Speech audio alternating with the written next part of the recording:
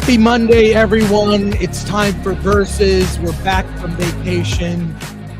It's Jan 6th, and we're talking topics about movies, award shows, and what's to come in 2025. We have our amazing panelists waiting behind the scenes. So let's get started. Let's start the show. I'm glad to be back. Well, let's go.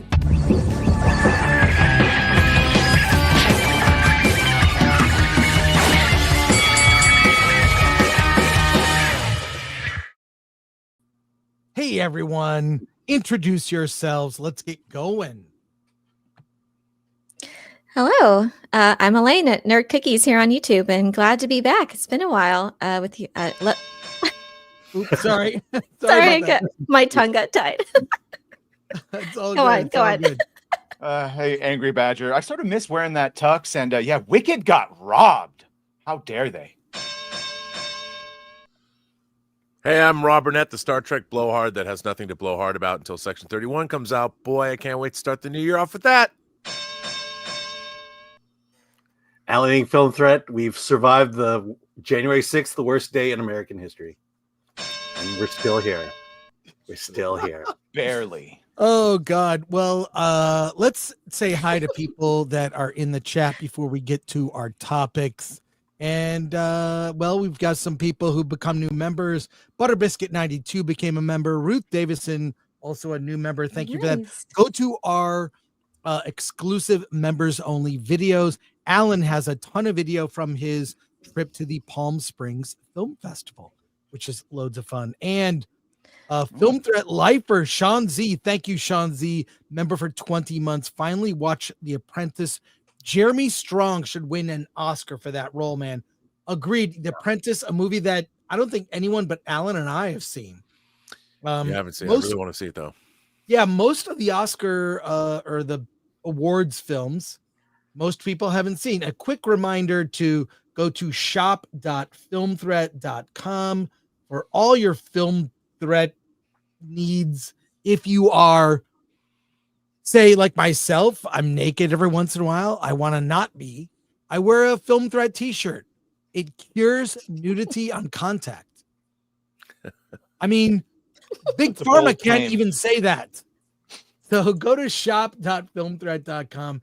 We have some new shirts rolling out before February that are pretty cool. And we will put up our awards collection. Award This collection. Lori, we're going to put that up on and at the shop. We've got everything's there. So feature that and we'll get to that. I can attest, though, these shirts do cure at least top nudity, as I'm expecting. Exactly. Well, I'm glad somebody saw The Apprentice. Not a lot of people have seen it. So let's talk about the box office this weekend, Alan. If you would bring it up, we'll kick off with that. All right. It's right here. There we go. Okay. Yeah, go ahead if you would read it. Yeah. So Mufasa took the lead over the weekend at number one. Sonic the Hedgehog 3 comes down at number 2.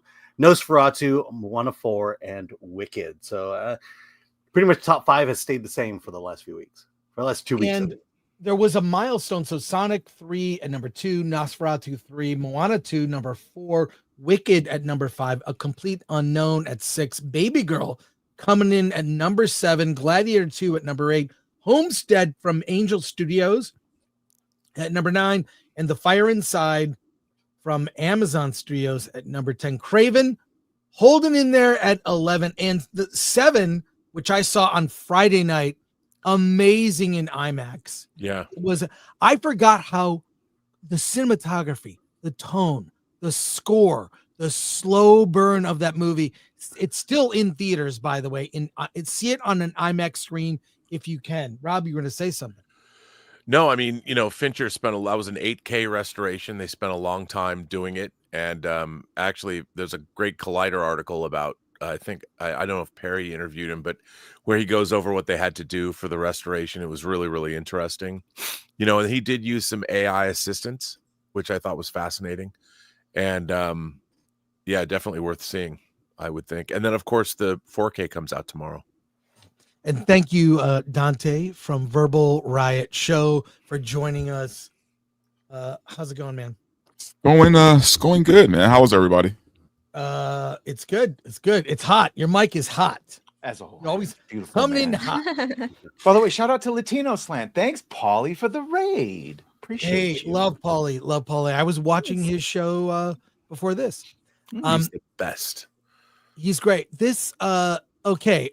Couple big and one thing to note on the box office, if you would scroll to the top, the Sonic as a franchise has hit the $1 billion total mark.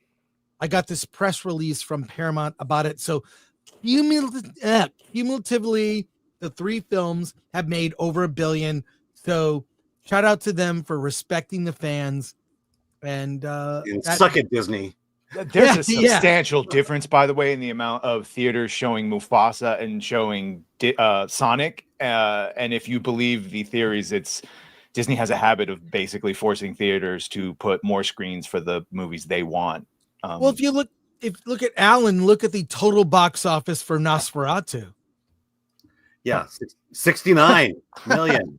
But I would say overall, Chris, this is a really, really healthy showing here. Yeah. You know, the top 10 films, even though you've got, Homestead and The Fire Inside, those top 8 films, the fact that even A Complete Unknown, which hasn't even really opened foreign yet, has made $41 million for a Bob Dylan biopic.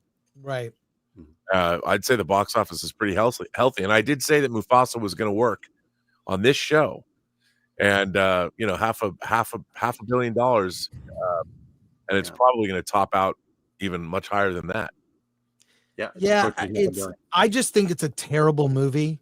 Yeah, it's not great. But Disney, look, whether movies are good or not, I do like to see films making it at the box office because it's good for the entire industry. Same. And Disney pulling in, I mean, even Paramount having a $350 million hit, and Moana and Mufasa take Disney to $1.5 billion over a month.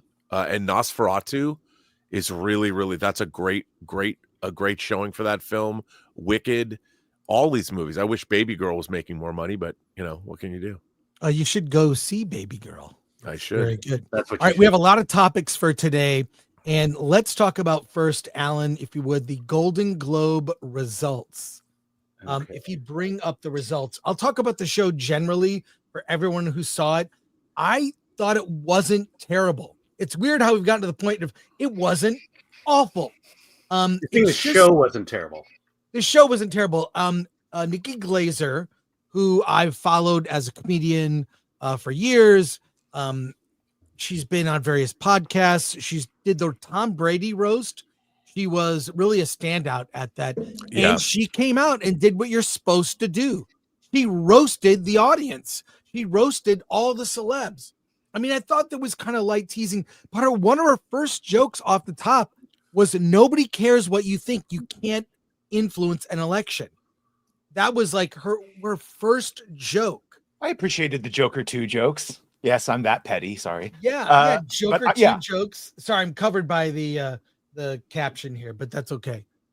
In deference to our guests, I'll put Alan down here. Then. No, I'll put myself back. It was a yellow But, night last night. But so I thought like, it was a short monologue. It wasn't that worst one was. Do you remember, Alan? It was like Gerard. Yeah, Gerard Carmichael. He was the the return from the worst. pandemic. He was terrible. He like questioned. So, and the I don't know. By the end of the show, it was Globes So Yellow was going around Twitter. I think started by Alan. There were so many Asian winners from John Chu to every category that Shogun was in. Yeah, and So- Ali Wong. Ali Wong. No, it was good. It was a decent spread around love. There wasn't a real dominant movie unless you count Amelia Perez, which no one but myself has seen, even though it's on Netflix. Yeah, I've seen it. Oh, you finally saw it, Alan? Yeah. And we should I do a hate this proper movie. review. I hate this movie. We'll talk on Friday. Save it for our review show Friday. I abhor this movie. All right. Oh, we'll get into it. Yeah. so your takeaways and thoughts, Alan, if you put up the results. I think one of the best things is Penguin being one of the Yeah. big winners. Yeah, that was awesome for Colin Farrell. I love Colin, yeah. that's like the one thing that I saw. I just saw that clip. I didn't watch Most awards people just ceremonies. saw I the watched clip. clips. Yeah, that was awesome. Well deserved. Yeah. Well, I the think show should have won, but whatever. The two of the things that I really liked from the night was the reaction of Demi Moore's kids. Have you seen that on Instagram? No, I Yeah, haven't. that was really cool. Yeah. They were filming when their mom won, and then also I forget his name, Asano, forget his first name, from the actor from Shogun who when he won was so he said, "This is a great present for me. I have to go back home to Japan and start shooting in the morning." Mhm. I love Wow. that. I love that. Real That good. speech was great. Wow. Well, let's go down here. I also think I'm the only person who has seen The Brutalist. Yes. The Brutalist, which is almost 4 hours with a 15-minute intermission. It is very mixed when people discuss it. I think the first half of the movie is a build up to what I hoped would be something epic. It falls short in the second half. The score is amazing. The ambition, it's the type of movie that is an awards movie, all built on performance, drama. Adrian Brody's character has escaped the Holocaust to America. He's trying to get his wife back in the country, and he is a brutalist architect building these. You see a lot of brutalist architecture in Washington D.C. It's very classic. In any case, can't believe this movie was made for $10 million. And I don't really debate the winning of director for Brady. Is it Corbet, the director? I don't know how to pronounce his last name. It's Corbett, yeah. It's Corbet. He did a fantastic job, but it's a movie we're seeing. There's a spoiler, something huge that happens in Act 2. I can't tell you about. That kind of soured me on the film, and I'll save it for another time. But if we could go through, Alan, and any commentary, I mean, let me ask you this about Brutalist, because last year was Oppenheimer. We were all talking about Oppenheimer. We're not talking about the Brutalist in any way as Oppenheimer. Well, is it on that level? It's not, but it's a movie that after I saw it, I could not stop thinking about it, and I kind of want to see it again. I mean, I want to see it again in a theater. So there's something about it, the score, the tone, what it's about. It's a Guy Pearce's character hires Adrian Brody's character, who's an architect. He's just trying to do any job to get by, realizes he's a profoundly talented architect, and hires him to build a monument to his mother.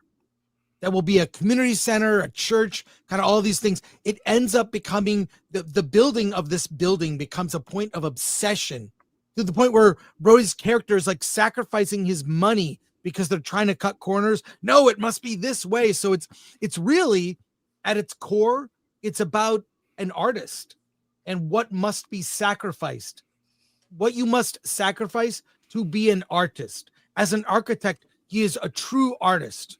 And so that's really what it's about. And what he sacrifices is everything. They get this monument built to someone else's mother, and he's funding it.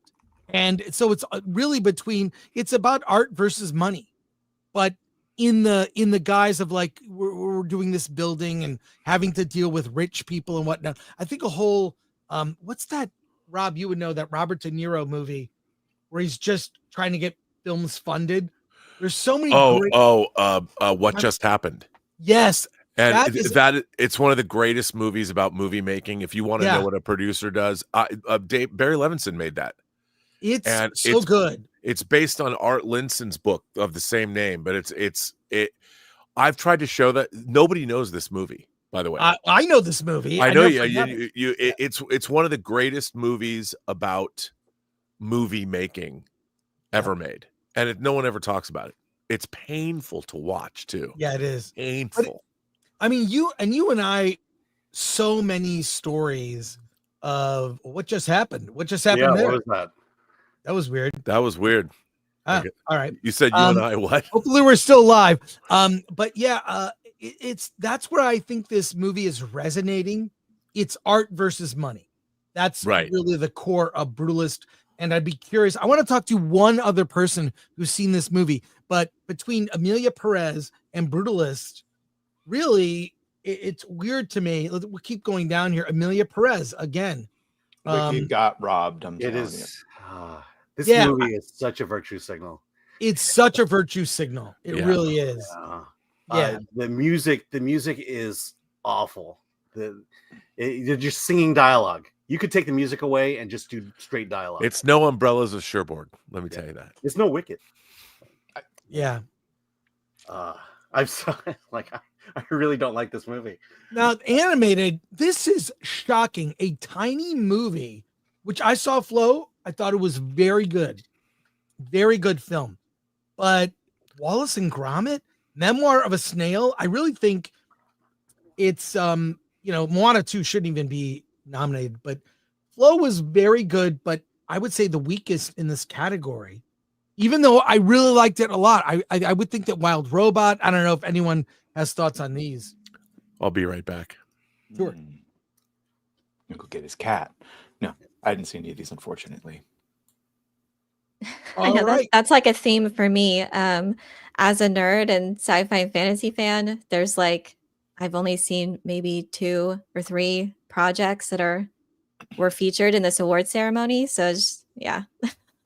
That is also a problem. It used to be there was the convergence of, say, movies that did well financially and resonated with audiences, which is what the box office is a barometer of. Forget the money. It means that this resonated with people. Say what you will about Barbie or Oppenheimer. Both of those movies had something that captured the imagination or was in the zeitgeist in terms of how average people were feeling, to the point where they went to see it. There's only one movie this year that did that, and that was Deadpool and Wolverine. Right. And that one got robbed. Yeah. It's got fake. robbed. This Fake year, achievement award. this year, there's not a single movie I would advocate for to say you must see this. This is an important film. And Deadpool and Wolverine. That's my movie of the year. Bless you. You know what though? The awards have always been a bunch of movies a lot of people haven't seen. In fact, I would say most of Middle America probably never even heard of these movies. And us living on the coast, we have the benefit of being like in the mecca of film, right? The problem is again, when you're charging $20 a ticket and we're talking about films no one's even heard of, so of course people aren't going to go watch these movies for the most part. I'm not talking about like the big ones like Moana and the Wild Robot. I'm talking like just like Flow. Flow won, and I never even heard of it until yesterday. Mm-hmm. Right. Yeah, and you're right about the money. If I wasn't subscribed to AMC and Regal, $20 is a hard ask to see a movie. Especially if you have a family. Especially a movie you never heard of. Only go to movies if you guys are like extolling the virtues, or we have to cover it for a stream because of you're gonna go, you're gonna deal with other people, they're gonna be talking. Yeah, that's the other thing. The Hollywood Foreign Press, they ain't Americans; they're foreigners, and you kind of see that in the movies they chose.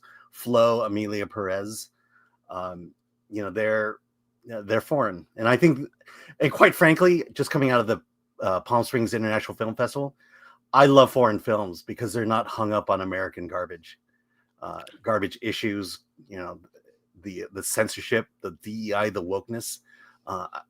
Foreign films are devoid of all that. They may be liberal, but they're devoid at least of these antics we have going on in America.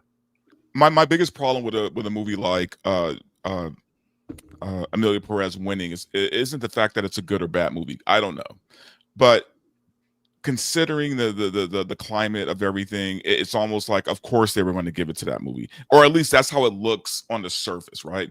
If you're just looking at it like, okay, Hollywood's been pushing agendas for how long now, and this movie is winning all these awards. Maybe it's a good movie, or maybe it's just Hollywood being Hollywood. There was enough weird wins that we didn't know what the hell.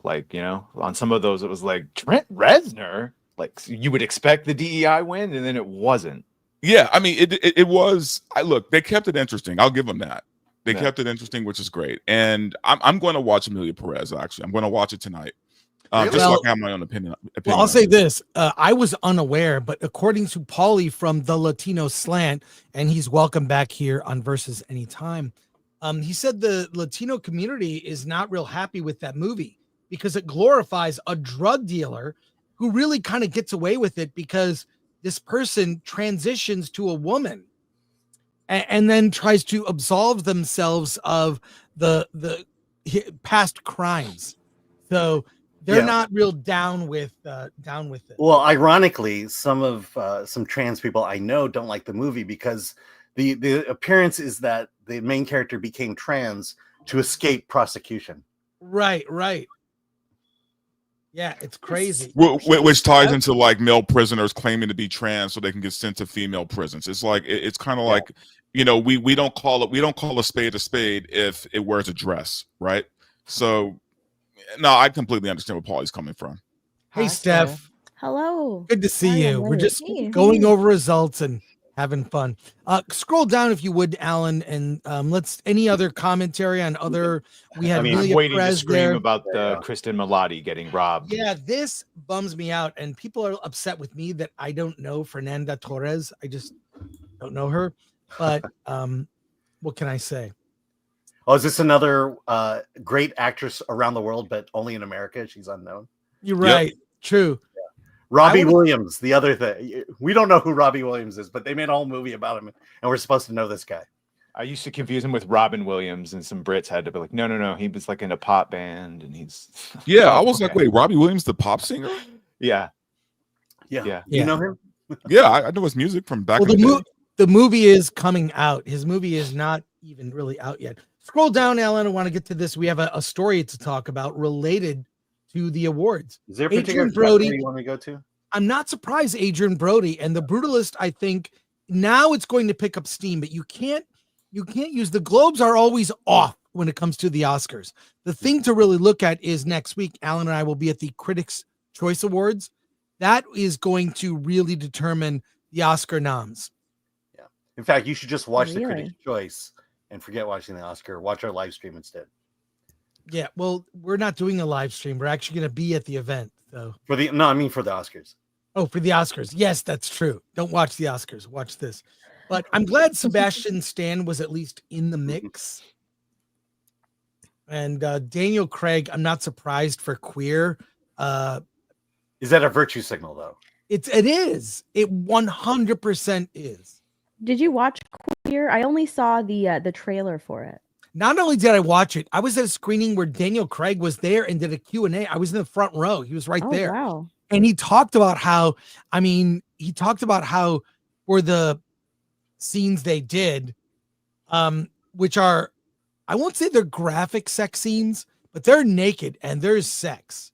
I mean, has he just admitted that he's been gay this whole time and that like he's sort of more or less he's married for one thing, but that doesn't mean anything, Alan. Thank you, Dante. You said it for me. Yeah. And Chris, when you saw the movie, were you holding hands with Tyler at the time? Yeah. No, I wasn't. But I'll just say it was like, what this whole thing is. There's a lot of these movies that come out that are like, it's like $10 million down the toilet, and we'll see if it wins awards. Well, it feels like really it was made for award season. Yes, it was made to win awards.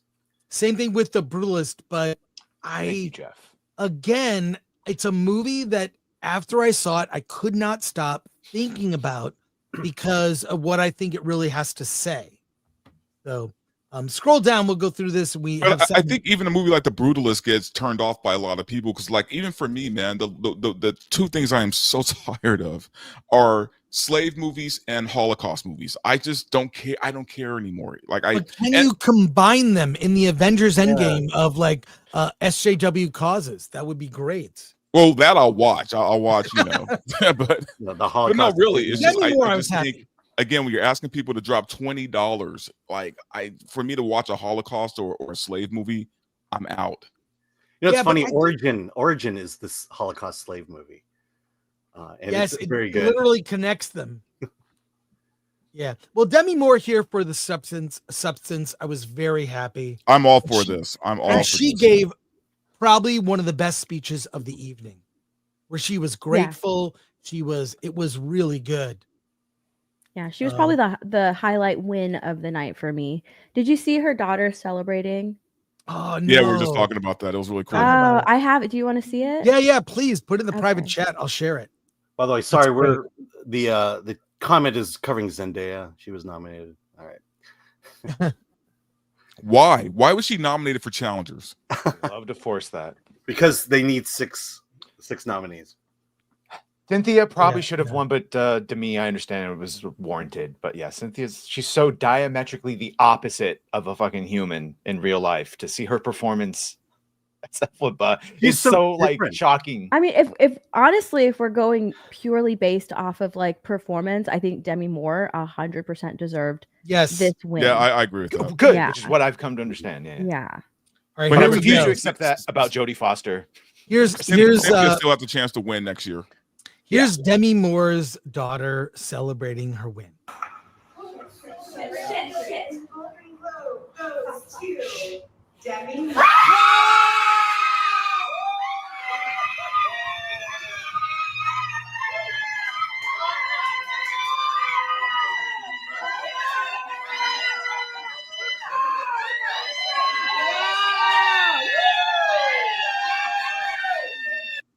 That is so Her cute. Her daughter kind of looks like her.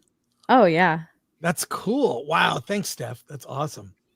So, pivoting back to the results, any other final takeaways before we go to our next related topic? Honestly, go ahead, Rob. Go ahead, Rob. I was just going to say that somebody pointed out, I didn't say this, but somebody said this is probably this Golden Globes has the least to do with predicting the Oscars maybe ever. Mm-hmm. Yeah. Yes, it does not predict the Oscars. I predict that the CCA results will predict the Oscars. Yeah. So that's this Sunday. I was just going to say that not about the awards, but I think Nikki Glaser did a great job. I think that look, man, they needed someone who could be a little edgy but not too offensive, which she did. She rode the line pretty well, man. She was, she was pokey, but she wasn't like offensive. So, and I think she did a great job with that. And she looked good. She was hot. So, I mean, let her host the Oscars. Yeah, she could do that. Yeah, no, she was the fact that look, she didn't make it worse last year. Who was it? It was last year. Joe Coy. Joe Coy. Yeah, and he was terrible. He was terrible. The jokes were terrible. Her jokes were really. I know she had writers. Okay, but they all do. Yeah. Yeah, they all do. But she did very good. She did very good. Going back to Gerard Carmichael, I forgot that his was the response of the Golden Globes only having white members on the voting board. And this was the first Globes back when they expanded the rules and brought people in. And so Gerard had to come in and shame the room, basically. Yeah, it was. Which he did. And it was cringe. And I think we're almost past the point where no one cares about the Globes. Everyone's going to, by tomorrow, people will forget it. But someone was absent at the Globes. And where was Trump? Hang on a sec here. Just to remind you, Sebastian Stan even played Donald Trump in a movie called The Apprentice, which was nominated and for which he won. But Donald Trump, our president in 14 days, was absent. His presence as something that was harped upon in the mainstream media, constant Trump, anti-Trump rhetoric. There might have been one Trump veiled mention, if I recall, from Nikki Glaser. No speeches brought him up. And Sebastian Stan, even his acceptance speech, he didn't say anything really about Trump. It was a good speech. He was very humble. He was very humble. The chat commented on it that there was little to really no politics whatsoever. And I think someone in chat was like, well, they lost. Yeah, they lost. It's 100%. over. I think that their publicists are telling them, shut up, be quiet. Yeah. Well, I think they're listening to Ricky Gervais. Well, yeah. Oh, that Ricky was hilarious. The jokes he would have told. Mm-hmm. So, Alan, do you have a story that relates to this? Yes, it's from the Hollywood Reporter. Okay, if you would share. Out there.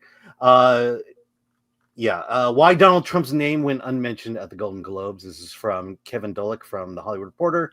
The revamped 2025 Golden Globes came out and went on Sunday night with its entertaining glamour. Stars crammed into the Beverly Hilton ballroom, blah, blah, blah. But one looming entertainer was notably absent from the lips of attendees, President-elect Donald Trump. Aside from a brief gag from host Nikki Glaser about Hollywood's inability to stop his re-election in November, the incoming president and the myriad of anti-liberal policies he is threatening to tighten over the next 4 years largely went unmentioned. Mentions that Nikki ended a gag with, "I'm scared." It goes on to say basically that there's paragraphs of people afraid that if they made a joke about Trump that he would come after them. But I want to come down toward the end here. Or maybe the Hollywood award show set decided to take the data into account. While the sentiment has been in the air for years now, this is the first Globe since the 2023 poll from Hollywood Reporter Morning Consult looking at the influence of celebrities found that 47% of 2,000 people polled didn't think stars' voices are effective at changing minds. And a mere 10% indicated that celebrities who are going to make political statements should mostly use events such as award shows as a forum. The poll also found 20% responses said they trust a celebrity opinion more if they won major awards like the Oscar, Emmy, or Grammy. The Globes don't quite match the gravitas of that trifecta, which may have accounted for stars' willingness to go off a bit in the past years, and now may be the reason not to bother. Not worth the rub. Yeah. So it's showing that there's a low percentage who trust celebrity political endorsements.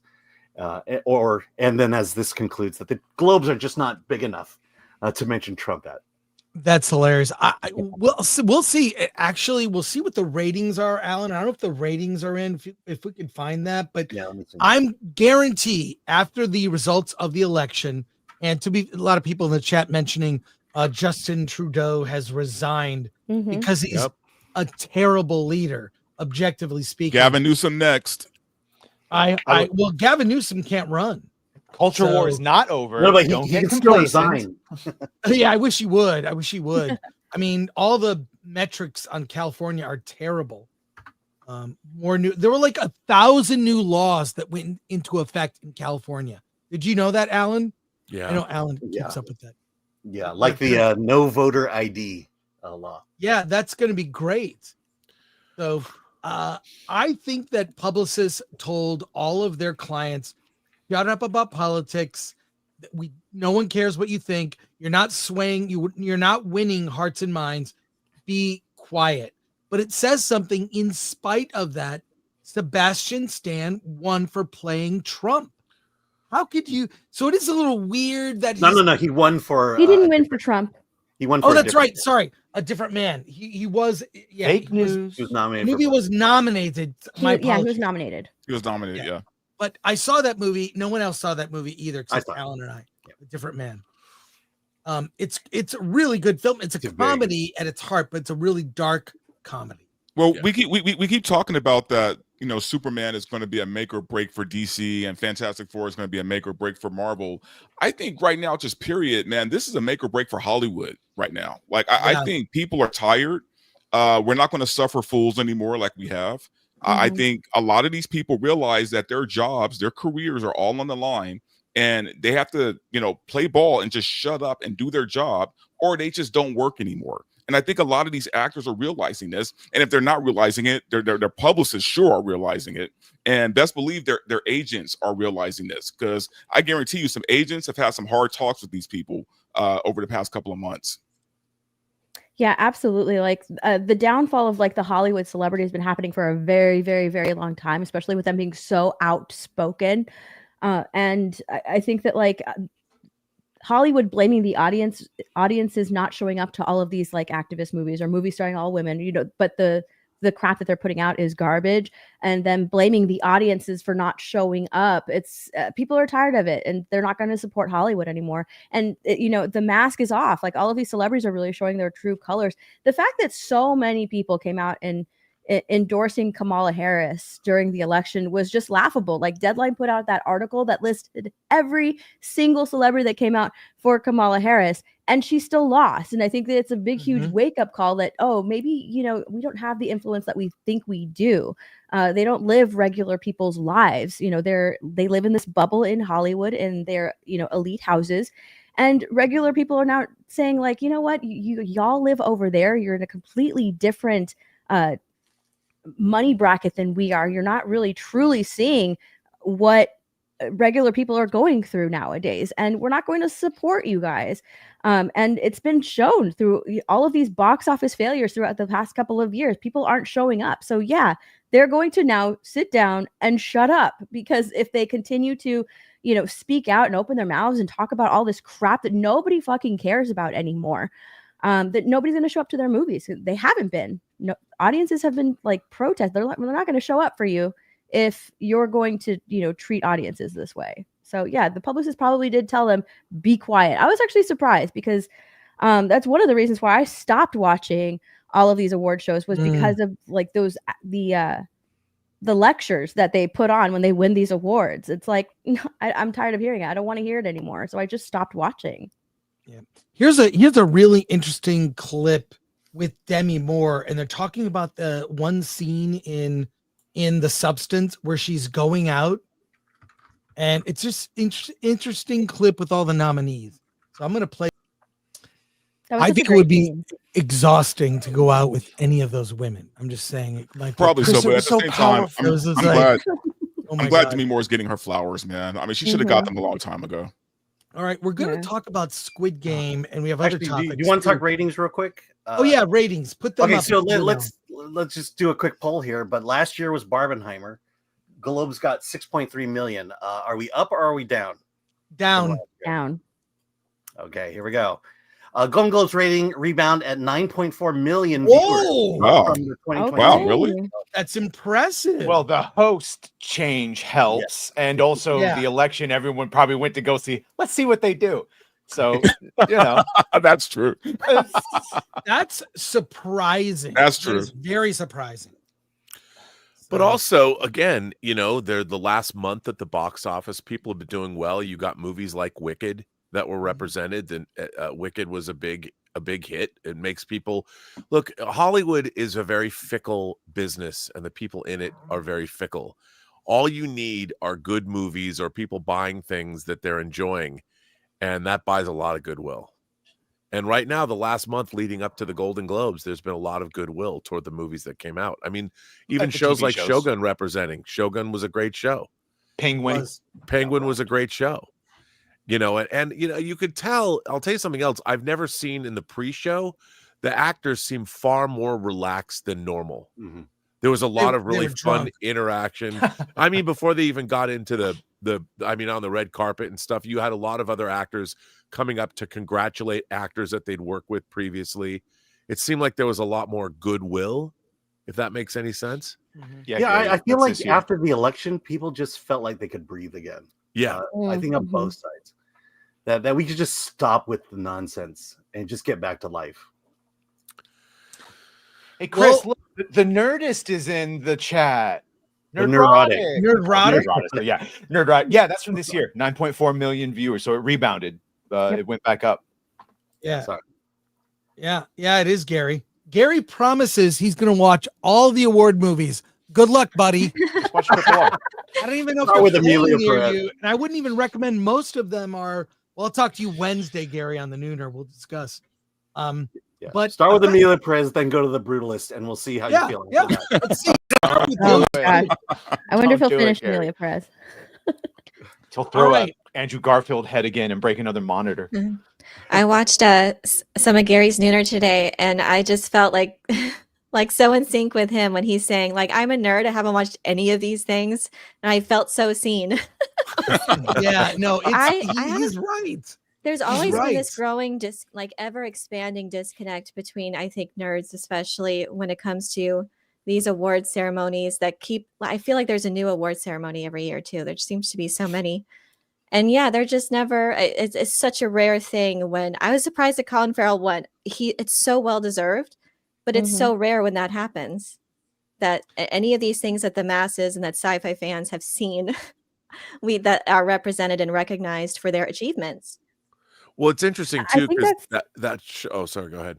or isn't that why they added that new category, the box office? That wicked one. Cinematic One. and box office. What even is that though? I don't even understand It's all in the how title. that's measured. It's Is it well, just box office gross? It's the most popular movie based on box office. Well, Yeah. who won? Which one was it?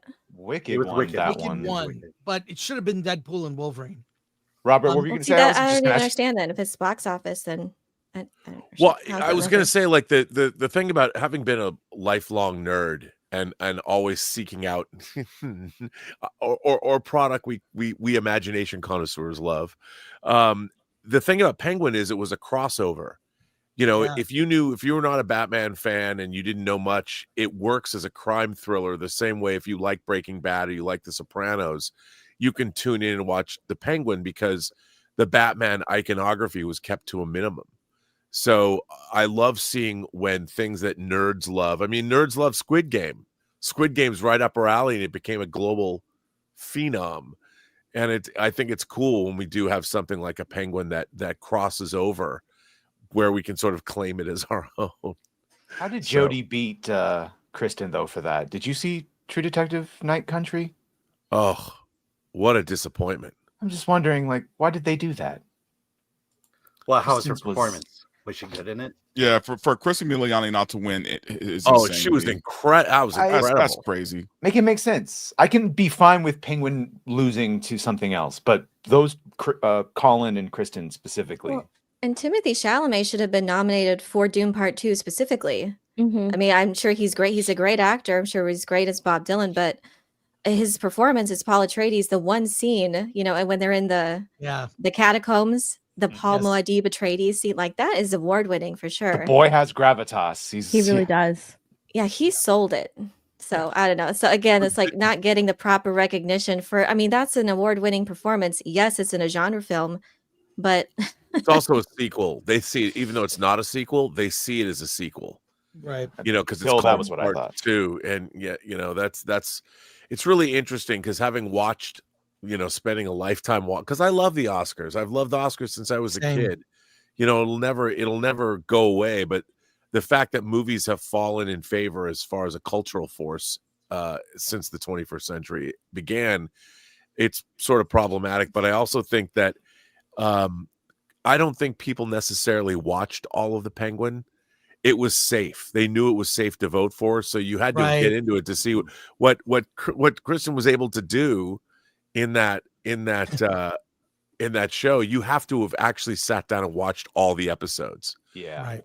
And what isn't it? They only submit one episode for the Globes. You have to watch all of them all the way through because she goes Yeah, on but a I mean, journey. that- and and yeah, that's- so yeah, they and probably that's- only watched I think the one. Emmys do that. You submit one episode for a performance. I'm not sure about the Globes though. Yeah, I don't know, but I think a lot of people just haven't, you know, they haven't seen. There's prejudices. There's people's like that's why Dune Part 2, even though it's just the back half of the adaptation, they still see it as a quote unquote sequel, and so Right. it doesn't get the love. It won't get the love it deserves in the awards. I mean, in the Oscars and the Golden Globes, it's kind of negated. It could be the best movie in the whole world, but because it's a Part 2. It gets diminished in terms of consideration. I mean, the thing Yeah. is, though, Colin Farrell did win. So, I mean, it's not like Yeah. they're being biased against, you know, genre movies or shows.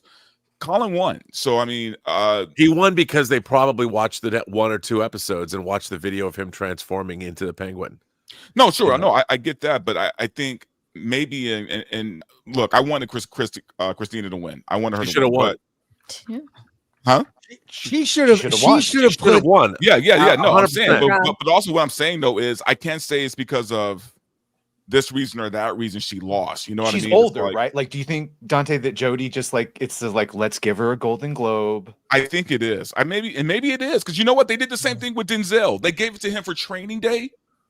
When you got Glory, when you got which he did win for Glory, he won Best Supporting, but you know he had all these landmark movies, and then he wins for Training Day. Don't get me wrong, love Training Day, great movie, loved his character Alonzo. It's iconic, but he won for that instead of all the other movies that he's worked on. You know. Yep. And same thing with Pacino. Pacino, they give it to him for Sin of a Woman. Instead of Dog Day Afternoon, instead of all these great movies that Pacino was in, they gave it to him for Sin of a Woman. So I mean, Paul Newman with Color of Money. He should have got yes, exactly. But Gandhi. So maybe that's what they did with Jodie Foster. It's like, hey, you know Penguin what? season 2. Let's hope they do right by them, and maybe she'll get it next year. Well, that's the thing too. Wasn't it nominated for a limited series category, and now they're gonna get a season 2? Right. Yeah. Yeah. The studios submit what category the thing goes under. So the rules are weird. Hey, yeah, Pia Zadora won. Yeah. Gary points out. Yeah. Yeah, but Pia Zadora was in Voyage of the Rock Aliens with Craig Schaefer, so she can always be number 1 in my book. Let's I'll go never to understand that, but yeah. I've got a bunch of other topics to get to. Let's do soups real quick. There's not that many. Graph Web for 2. For the love of Pete. Hashtag cancel Disney Plus. Oh, thanks, Graph. He always shows up. Skiz Spivak Esquire for $13.99. Super sticker. I guess that's real money now. We'll see. Aaron German for $5. My hometown was voted Britain's ugliest in 2013 because of its brutalist architecture. Oh, wow. Well, then you have to see the brutalist. You might like it. Thank you. Aurora Uplinks member for 5 months. Film. 7 months, excuse me. A starship lands on a city planet. No life signs, but robots. Exploring the surface, they discover they are not alone and too far from the ship. Okay. I feel like there's more to that story, but thank you, Aurora. I was interested. Tyler Disney for 5. Wow, Alan. Wow. Hey, Tyler. Alan, we know Tyler, so. Hey, Tyler. It's great if he could have been referencing like 4 or 5 different things you've said in the past hour. Box Office Brawler for $4.99. Hey, Chris, I just submitted a request to join a future Versus stream on the website. Check it out when you get the chance. You've got an all-star panel. Well, thank you, Box Office Brawler. We want to bring more people on, so yeah. All right. Where is Hollywood going? What IP is left to reboot? Maybe RoboCop? We did see a Joel Kinnaman RoboCop reboot back in God, was it? That was a while ago. Like that was a while ago. Jackson, like 2018, 2019, somewhere around then. Well, maybe before that, right? This might It was convince you 2014. here. Yeah. Stay away from Stargate and we'll be fine. Well, maybe I'm thinking of it. My question is not about RoboCop per se, but what other IP is not being exploited? What could you do? What could be rebooted? They've talked about a They Live reboot. I think They Live more than ever. San Francisco. They do it wrong, but I want to show this short video to kick off this topic right here. So let's watch this real quick. It's only like it's from 1996. Here, this could be what a RoboCop reboot looks like.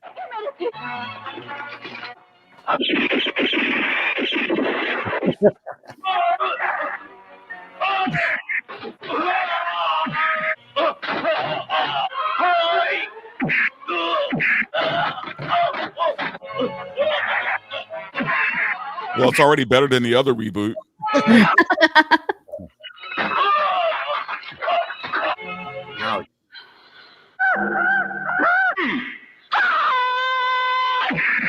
What?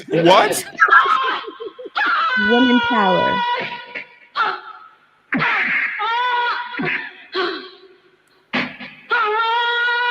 Oh my god.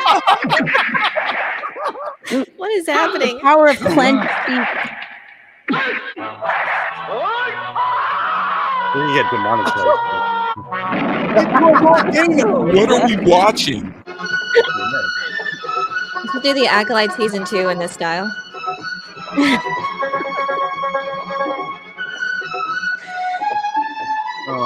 What are we watching? The future of That's cinema, the Dante. Potential RoboCop reboots right there.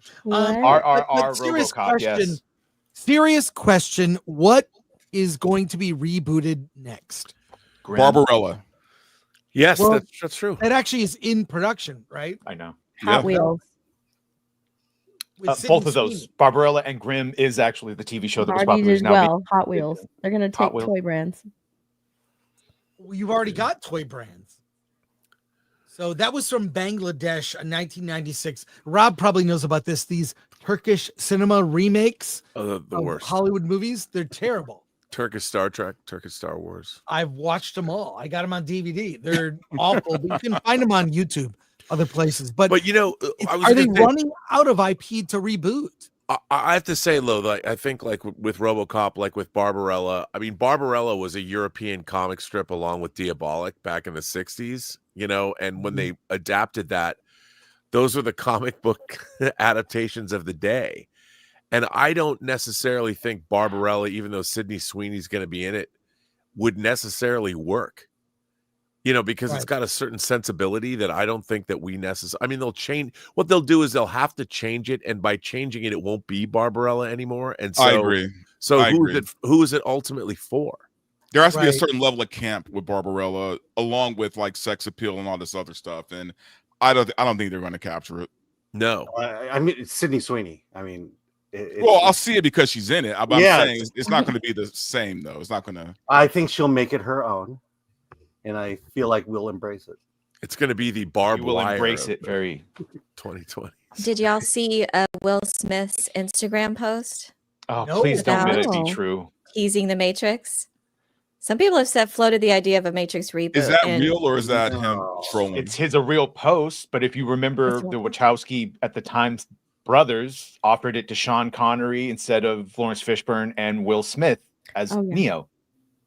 And now, if they did like a sequel to the Animatrix and maybe like explored Will Smith in that format, that'd be kind of neat. I don't know. I just think we should move on from the Matrix. I think it had its time. It had its run. We don't need any more Matrix movies. We really don't. The fourth movie proved that. They are still doing another Matrix movie. I forgot the guy that gave them the pitch, but like it is greenlit. And Will Smith's and I Am Legend too. I mean, that's a sequel, but they are doing a RoboCop reboot. They are doing that as a series on Amazon. Hooray! So the game that came out was pretty good. Yeah, the game is great, and it's Peter Weller does RoboCop. Does the voice. Aren't they also like rebooting the Running Man? Yeah, Glenn Powell. But that again, that's going to be a remake that's a lot more faithful to the original source material. The movie that we saw in the 80s with Richard Dawson had no resemblance at all. It's just it's real. I have to tell you that 3 of the movies that are coming out this year, I don't know if they're all coming out this year, are Stephen King adaptations. They're readapting. They're doing The Running Man. Edgar Wright's doing The Running Man. Francis Lawrence, who did I Am Legend, just wrapped The Long Walk, which is one of my favorite King books, which came out underneath. And then Mike Flanagan has The Life of Chuck coming out with Tom Hiddleston. That's a great novella. I don't know how that movie's going to work, but it did really well in Toronto. That's from his anthology, If It Bleeds. So you've got 3 really interesting Stephen King adaptations coming out in the next year, all from really accomplished filmmakers. So, I think the rules for a remake or a reboot should be if it's a film that failed back in the day, and you think you have a better vision for it, then reboot it. Or the technology wasn't there. If it was a success, if it was a good film, don't reboot it. Just leave it alone. I just don't understand where's all the new stuff. I mean, how many books are on the? It's like we've now seen adaptations, good or bad, of Dune, of Foundation. There's another one. How many great science fiction novels exist? Hundreds. Well, there's so many great books to adapt. Yeah, Silo's pretty good. I'm enjoying that. Yeah, Denis is talking about Rendezvous with Rama. Yeah, they've been trying to make that forever. It's still in development. He's still working on it. But Silo's a great example of a book series, the Wool series, that I think I like both seasons, and it's a great adaptation of the source material. Well, I think this topic will continue to come up because they've run out. And Running Man, I hope it's based more on the book story. It is. Robert said, So that'll be great. Starring Glenn Powell. I don't know how they're going to end it. They already remade Running Man. It's called Gamer, and that's basically the Running Man movie. So I'm happy to see more faithful to the book. New topic here: Marvel's 2025 lineup. Here it is: Marvel Studios in 2025, January 29th, the Spider-Man cartoon, Valentine's Day, Captain America: Brave New World, Daredevil is out March 4th, so that's coming up. Thunderbolts, May 2nd. June 24th, Ironheart. Oh no. June will be a Oh, good no. month. July 25th, Fantastic Four. August 16th is a Wakanda. What is that show? This Tales is of the Wakanda? Dora Milaje one, or this is separate than that? It's I've never heard of that. it's a Disney Plus show about Wakanda. And then October 3rd, Marvel Zombies, also on Disney Plus. And also on Disney Plus in December, no date set, Wonder Man. What are our predictions for these? What I really think this is a mixed bag. And maybe two of these things could be decent. I think everything else for 2025 from Marvel looks bad. FF and Daredevil, I have faith in. The rest of these, although I hear Wonder Man is actually really good. Oddly. Well, we also heard good things about Thunderbolts too. Right. So thoughts? Or Let me thoughts just and say, prayers? it's Eyes of Wakanda. That's the Eyes team. of Wakanda. That's I it. said this is their survive till 2025. This is what they were holding out till. Yep. Yes. Well, they probably already So- shot it years ago. I'm surprised Yeah. they didn't shelve Ironheart, to be honest. I'm Me sure they too, tried. but it must be super I'm sure they connected, tried. Steph, because they've already had to reach. So it must be super connected that they cannot get rid of it. No, they Wow. can't. They can't do it because of optics, man. You can't have your first Yeah. like black female-led superhero being shelved. So I mean, Yeah. just Well, for the let's put it optics this way. alone, right? I Disney, mean, Disney Plus needs new content month after month after month, and so Right. there's new content right there. Eyes of Wakanda, new. Okay. Marvel So Zombies. Not impressive. I think Daredevil's the only thing I'm really interested in, and it better be good. Oh, But so Fantastic nervous Four about I'm gonna that. Yeah. see, and we'll May- see their supposedly new direction. But yeah, Daredevil better be good. and Fantastic Maybe Four, Fantastic Four, we'll but probably see a Shells really- trailer. We'll probably see a But trailer no. in front of Captain America. I'm Yeah. gonna guess. What's or interesting, during the Super Bowl, probably. Yeah. both Daredevil and Captain America were totally reshot. Yeah. You know, It- they scrapped Daredevil entirely and started over, and bringing it back more in line. So Vincent D'Onofrio called it a creative reset. I was like, you mean when they fired everyone and like got rid of a bunch of the episodes? That's like the first big course correction I think we saw, and then the hiring back of the actors for Foggy and Karen. Yeah. It'll be interesting to see how that worked. Okay, predictions. What does this look like if you're playing tic-tac-toe? I see a lot of X's on the board for ones that were. I see Marvel. I see Marvel losing a lot of money this year. Yeah. It's a Absolutely. reset year. It feels like. Unless these things are good. I think word of mouth is going to carry with a lot of these movies. I think Captain America's in trouble. It definitely is, for sure. If Fantastic Four does great, it will cover the losses for everything else. And I'm gonna tell you right now, here's the biggest problem with their animation stuff is that what if season 3 went off the rails so hard? I don't think people want to trust their animation anymore. Of What If? Yeah, what if went off the rails big? Yeah, it this really last did. season. Yeah, I This is can't Marvel watch Zombies. that show.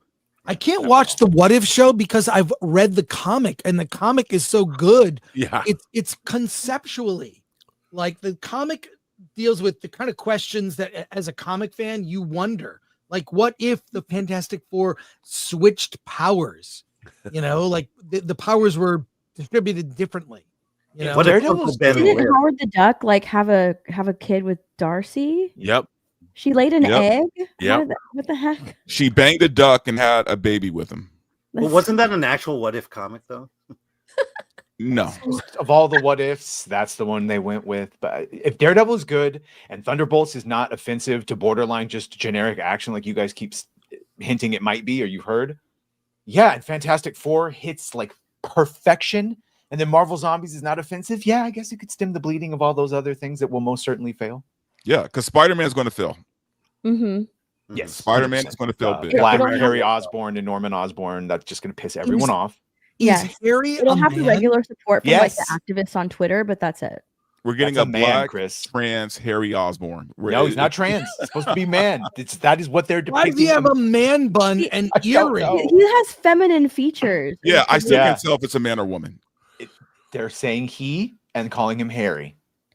Okay. The real thing that's really, I think, missing Harriet.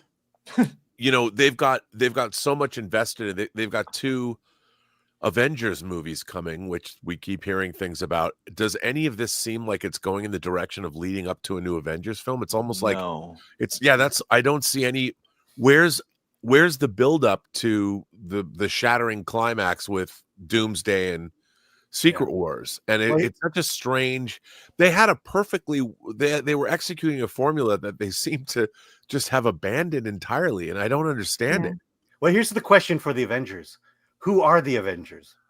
We don't know. Yep.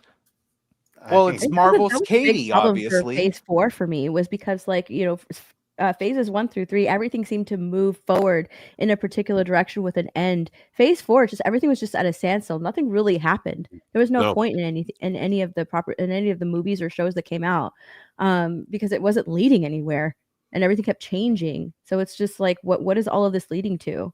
I've lost track of where they're at. Hey, but they got rid of Kang and What If that no one watched. So we got that going for us. And it seems they really wanted to focus on introducing or setting up a young Avengers team, which no one is connecting with. No one liked, or any particularly those specific characters, except for Miss Marvel, but no one really watched it. And it doesn't have that mass wide appeal. Like, this is something you do in cartoon form, that it's not gonna, or are people gonna flock to like Deadpool and Wolverine money for young Avengers team? Why they pivoted so hard to set up this young Avengers team, I really don't understand that decision. Got to get the kids, Elaine. Yeah, Gotta but get by them the in. time they make a Young Avengers movie, they won't be young anymore. Right. Mm-hmm. And someone pointed out the 3 people they put together are all sort of the same character. America Chavez, you know, all the actors. They all, Cassie Lang, they all act the same. And another thing about these, who are the kids that are watching cartoons about superheroes? Yeah. I don't think that exists anymore. Yeah. By going after, like, what youth market is really interested in superheroes? It's almost like that's a vestige of the 20th century. Mm-hmm. Well, they made Spider-Man a streamer. Yeah. He's like a live streamer in the show. That's part of his little side gig or something. It feels like it's written by adults who think they know what kids are into. Right. How you do, fellow kids? Yeah. Yeah. Yeah. Sammy. Oh God, I love that. I get it. He can't take physical pictures for a print newspaper. It's 2025. But yeah, the whole him streaming, live streaming his shenanigans is just. And then these kids are going to get their parents to subscribe to Disney Plus to watch his show. Yeah.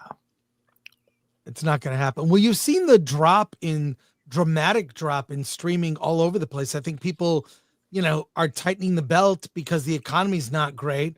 I mean, not as bad as Canada, but, you know, it's first thing you cut is entertainment.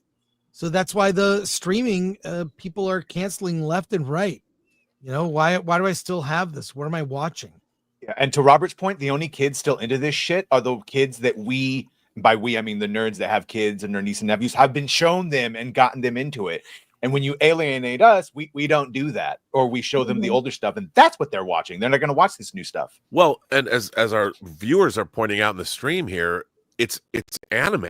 Yes. You know, and anime has a whole different mindset behind it. Anime is not necessarily about superheroes the way Western superheroes exist, and it's such an interesting thing that people are always trying to shoehorn these square pegs into round holes. They don't understand. They just don't get it. And they're trying to go with a paradigm that has changed underneath them, and they're still clinging to these old ideas. Yeah, anime stories are so sophisticated compared to manga too. Like in 100%. Fucking yeah. And well, if why are we seeing more? If I go to like my comic book store that's close to me, not even half the store, like 75% of the store is manga. Oh, then I have to find the comic section, and it's not. I think Gary was like, instead of the full face, it's just spines. You just see spines. It's not even a full ad anymore. You have to hunt for the actual comics. I hunted, Rob, for the comics. Yeah, I mean, it's an interesting thing. Like, we cling to these IPs, but these IPs are from a different time, and they belong to a different. I mean, we're older. I mean, some of us are much older than others, But what I find so strange is even with Star Wars and Star Trek, they're trying to turn these franchises that are born of a different time and shoehorn them into the modern age. And that's never worked. Not really. And what's more, what we need more, and I think what people are craving is like, look, Squid Game is something new. John Wick was something new. John Wick became an IP, but it's what, 10 years old now? Mm-hmm. And that was something recent. It started out as a relatively low budget thing that if you look at its box office and how much they spent on every movie, they didn't just suddenly decide to make a $200 million John Wick movie. The amount of money they spent on the films has been commensurate with what they've earned, and the franchise has become very successful. Now you have the Continental TV series. You have the upcoming Ballerina that comes out, I think, in June. There's a new IP that's delivered for Lionsgate. Why aren't they trying to do this at every studio? It's bizarre to me that all we're getting is regurgitated franchises that don't even belong to the people that would come see them because they've been altered so much. It doesn't make much sense from a business perspective at all. And you've got the youth market. Youth traditionally was what made Hollywood strong, and no one is catering to the youth market anymore because the youth doesn't care about movies.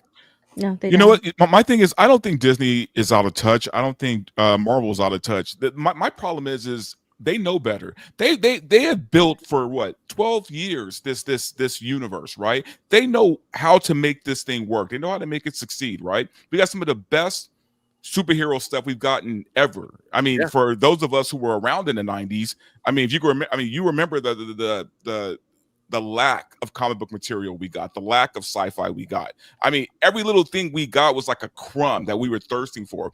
I remember when the Flash series, the original Flash series, appeared on CBS, and just how grateful I was that, oh my God, after all these years, we have a Flash TV show. And I'm not talking about the one with Grant Gustin.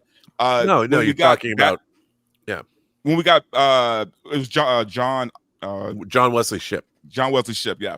When we got the 89 Batman, it was just like we were thirsting for these things. And then in recent years, we were spoiled. We got all of these great superhero movies, right?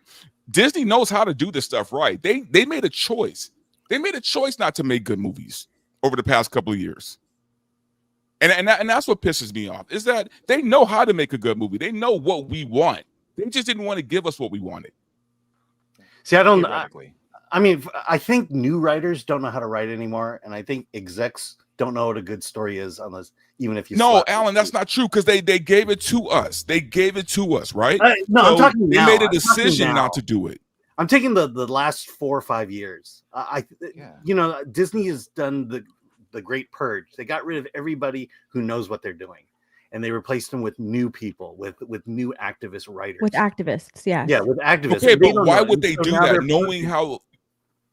Go ahead. Knowing what it takes to run a studio, why would ideological capture does make they don't think clearly. Yeah, and they're afraid of internet backlash. So if you make a bad decision, fear. Exactly. They don't. It makes them not think straight. And as you pointed out, we've got the activists can't meet deadlines. They crack. That was that Disney burnout that they'd go in, they'd be hired for jobs they couldn't do, and then they'd leave. And now you're left with what? People that don't know how to do their jobs, and then people that have been pushed out because they were male, pale, and stale. Time to massively someone talking about me and Rob. Merit. Someone talking about Rob and I. What's going on? It's time to rehire you guys. Let's pivot from this. I have other topics and I want to talk, but we've got some super chats on this topic worth talking about. So let's get to those right here. Badger, if you would. Yes, sir. Lord comment for 2. Reboot. My vote would be The Last Starfighter. Yeah. Practical effect aliens and CGI ships would be good. Pilgrim Media for 2. Marvel 2025. How you say blows. Mr. Innocent for 2. Marvel. What if? Marvel. What if is focused on the phase 4 of Heroes? Yeah. That's why I can't watch it. Jane Doe for $9.99. Women lead or non-white people does not equal DEI. Anti-woke is just as bad as woke. Same song, different lyrics. Get stuffed, pirates. # G Fuel did nothing wrong. What? Thanks. Making the most out of that super Yeah, chat. yeah, Red French Moon for 5. If you want Marvel hype, look up Marvel Rivals Fantastic Four trailer. I agree. Now that I can, that I can get behind. No Yes. pun intended for Sue, or is it? Yeah, Happy birthday, Robert. Happy birthday. Let's just say Yeah. they gave Sue Richards quite the rear in this game. Everyone loves the comic designs in Marvel I'm Rivals. in. I'm all in. It's the reason Fly, you get a 400,000 paper plus cut? people. Is that what you say? You hope she doesn't go invisible. Let's just put it that way. Solo McShave for 50. A movie remake should be something with potential that was executed badly. I think there's potential for a new League of Extraordinary Gentlemen. That could work. That could Gentle work. person. That could Interesting. work. All right. Yeah, let's not gender them. Yeah. For those who have seen it, let's talk Squid Game season 2. We won't get very spoilery. First of all, I'll say I like this season better than most, but it's incomplete. I feel like it's almost, you can't review it because everything is unresolved. And I like the new characters. They didn't spend as much time as I would have liked setting them up, but I feel it's tough to give a judgment on season 2 because it's season 1.5. It's not full season. I liked what I saw. Let's finish it. Although I thought there was a huge missed opportunity in the third act, sort of last part. Not a spoiler, but this is sort of my thoughts. They do this thing where they vote, right? Where they want to end the game or continue the game. And they get an X or an O on next to their number, showing how they voted. And then people start treating each other differently based on how they voted. And I feel like they missed an opportunity to tear those off and unite to topple the system. Might have been too on the nose, but I thought that's where it was going. It did not go that way, but whatever. I like what I saw. I'm pissed off. If you have not seen it yet, here's what I'll say. Don't watch it. You'll be disappointed by it ending. It just cuts off in the middle of the story and it reaches a kind of conclusion, but nothing is resolved. Rob, you've seen the whole thing. What do you think? Well, I've a little bit of a different take. One of the things I thought was really good about this season was the idea that they leaned into that voting. Is you saw how people were voting against. I mean, there are people that wouldn't rise up. They would much rather continue to play the game and risk dying. Yeah. So you had a group of people that they should have all voted. No, we're especially after red light, green light. Mm-hmm. They should have just quit right then and there and got the hell out. But nope. That promise. I mean, anybody who's addicted to playing the lottery, I watched this and I'm like, wow. I thought the commentary on watching all these people vote against their own interests, vote against their own lives was very topical. I mean, I really thought that was a great addition to the story. And I did enjoy it. But like you said, you're in the middle of the season. There's a whole B story happening that just kind of fell by the wayside and it was just starting to ramp up. And you're like, well, now what? And the cops was unnecessary. It was like, it went nowhere. It'd be better off like not even including it at this point. Yeah. So, and I did miss the fact that where are the elites that are watching the game? Where are they? You had those people that I liked. Yeah, that was just an extra added. It seemed English like all of a sudden, usually right? Like don't they come in like the last 2 games? Yeah, maybe, but but I still think that because we know that they're there. Like, I think it was pretty straightforward. I like the different layers of the game that they kept adding and the different aspects of it. But I still enjoyed it. To me, Same. it was. I enjoyed watching it. If you weren't getting a next season, would you be upset? Oh yeah. Yeah, right. If that would be because the way they ended it was nothing was resolved. It's like you're back to square one now. Mm-hmm. I don't mind it being left on a cliffhanger. I don't mind seasons doing that. Because it's supposed to entice you to come back for the next season. I don't mind it ending on a cliffhanger, but I didn't like this season. I thought it was really boring. I thought it dragged. I didn't care about any of these contestants that they introduced us to as much as I did the season 1. These contestants, I didn't care. I didn't care about them. and you're meant to. And if anything, I was sort of rooting for some of them to die because I was just like, I don't care if they die. It didn't affect me as much as it did in the first season. The only character that I really cared about was the main character.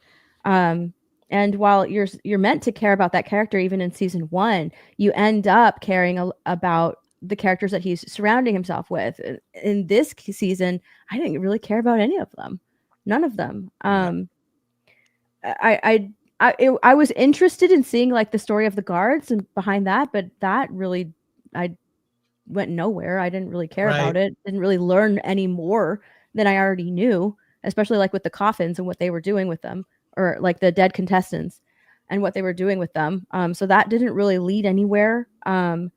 The final episode, I think, like, is a lot of people's favorite, and it was just another episode that I was just like, okay, this is happening. Sure, we have this one person that can sort of do it all, leading the charge. And it was really disappointing to see the guy who kept, saying, "Oh yes, I was part of the military. I was part of the military." And you find out, like, was he part of the military? Because he's sort of wimping out. So is he lying this whole time? Yeah. And the trans person has to go and save everyone, not get hit by a single bullet. Like, I don't know. I just did not like this season at all. I didn't mind that it left off on a cliffhanger because I'm hoping the next part is better than what they initially set up. And I think like maybe the only character that I cared about was the pregnant one, and honestly, I feel like I only care about her is because she's pregnant. Like, that's the only reason I'm like, oh my god, I hope she doesn't die because she's carrying a baby. Like that's the only reason I care about her. Yeah. And in terms of like why all of these people, the only thing that I really liked about it was that the recruiter, when he went out into all of those homeless people and offered them like a lottery ticket or food, all of these people are making terrible decisions, maybe made a lot of bad choices in life, which is what landed them on the streets and, being homeless. And instead of choosing, food, they ended up making another horrible decision and, choosing the lottery ticket in hopes that they'll win the lottery. And that kind of sets up, all of these people choosing to continue on with the games because, again, all of these people are in the decisions or in the positions that they're in because they made terrible decisions, and so that sort of sets up that story. So like I kind of liked that comparison, and them again being in these games, they have so many opportunities to go home, and they know what they're in for, but they're still making that bad decision to continue on and possibly die in these games. That's probably the only thing that I liked in this season. I'm hoping that the next part will be better. I honestly didn't like it as much as other people did, so I like the mother and son. I thought that dynamic, that is going to go south. They're going to pick a game. They'll be on the same team, but they're really at odds with each other. That is going to go dark. And Thanos, I really like Thanos. I thought his character was kind of cool. Apparently there's controversy in real life because he actually was canceled in Korea for doing drugs. Yeah. So he's not in any of the promotional art or ads or anything.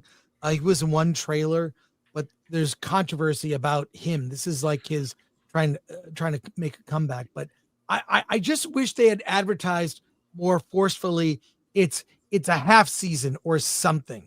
So they also could have made it more like they could have expanded the idea that this is like a global phenomenon. Like they insinuated that it was. That maybe there's Squid Game chapters around the world or something, right? And I thought that it tended. I did feel like when I was reading Catching Fire, the Hunger Games novel, before I saw the movie, I read the books. I read the first 2 books. I never read Mockingjay, but when I read Catching Fire, they like had to get the character. They had to get Katniss back to compete. And all of that felt like, okay, now we're going to just go through the games again. And I think one of the things about Squid Game that made it so interesting, why they never dealt with it directly, was all the logistics around the island. And they talked about people, like all these people had been disappearing. And it's more monstrous to think that there's actually a support system, say in the government, that encourages this. Like this kind of is a way to them managing their population to a certain extent, because how many of these games only played once a year? They insinuated weird things in the second season, like it was only once a year that the recruiter was out there doing this. Like they could only put on, and there was all this stuff that they hinted at that I thought was intriguing from a story standpoint that they didn't really follow up on, and that kind of bothered me.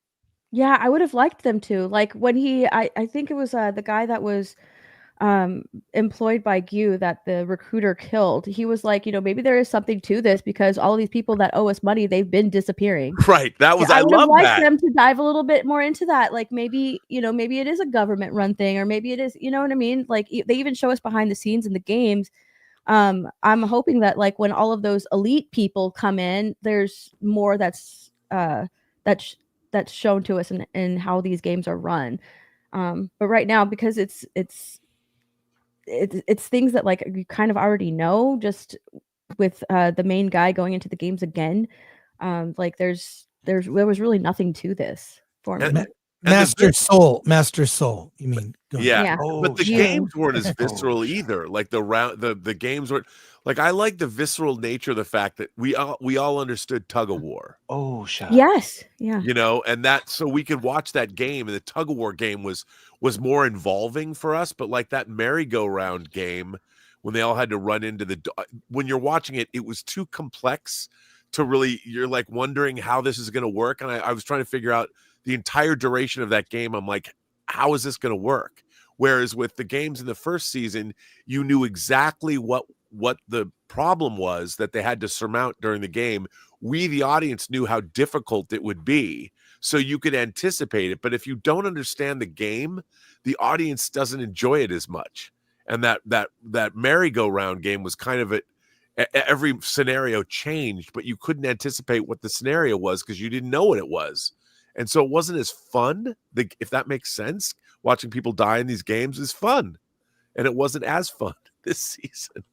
You know what was more what I was hoping would happen was Gu's dream when the next game was the cookie game, and he was like, oh, it's going to be an umbrella, a circle, a square, a triangle.